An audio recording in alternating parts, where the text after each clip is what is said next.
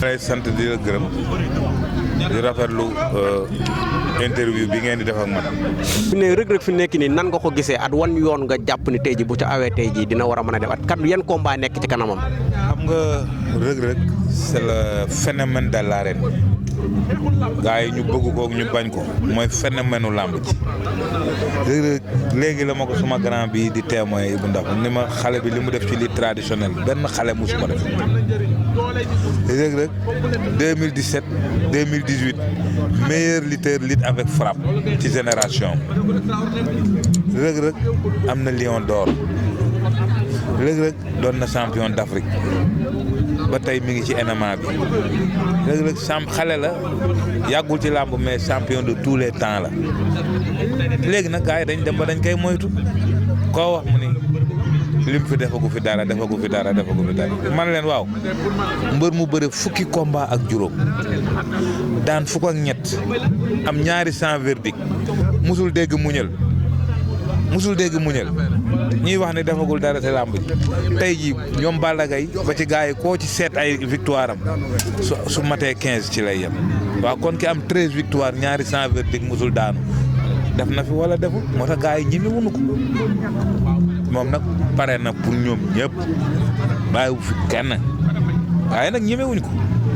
dañuy wër loon nii rek koo ci ni rek mu ni non c'est-à-dire mais ñoom ñëpp dinañ dem année balance parce que li tax ñuy dem année balance mooy kuñ ci jox Reug Reug nga bañ kenn du la wutali keneen moo tax génération boobu yëpp année balance lañ jëm Reug Reug nag moom ma nga États-Unis di waajal boppam ku ko soxla soo ma wooyee man pas le combat bi du yendu dina tax. ñoo daal mën nañoo gis ne làmb ji fi ne amul kenn koy tegg yow ci làmb ji. amul xam nga làmb dañuy wax le roi mooy ki fi mën moom tey suñu ko joxoon roi bi chaque année mën na bëre ñetti combat parce que du moytu kenn ñëpp lay jël te làmb xale koy def mais tey ñu ni Modou Lo mooy roi des arènes waaw Balla Gaye mi ko daan ñaari yoon nag Balla Gaye bu nekkee roi des arènes waaw Eumeu Sène mi ko daan ñaari yoon Eumeu Sène bu nekkee roi des arènes Modou Lo mi ko daan ñaari yoon nag moo tax roi des arènes bii du lu tege fenn nañ ko organiser jël ñoom Reug Reug ak mag ñooñu jaxase leen ñu bëri seen biir léegi roi feeñ. ci niñ ko jàngatee tey ji rek ci wàllum làmb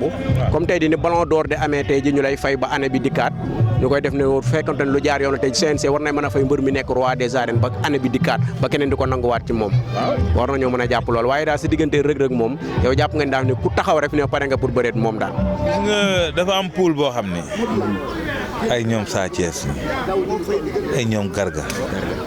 ay ñoom Gouye Gui ñoom Tapha Tine ñoom Yékini Junior mais mu ñooñu mën nga leen lim ba ñu nekk 10 personnes Reug Reug taxaw ñoom ñëpp ñu ne bëgguñu bëre ak moom kon am na lu ñuy moytu ci moom moo tax moom wax na leen ko ne leen da ngeen maa ragal mais bu ngeen ma ragalul woon jël ngeen sama avance léegi nag moom mi ngi fi rek parce que ëpp ñu ko supporter ëpp ñu ko coow ëpp ñu ko encadrement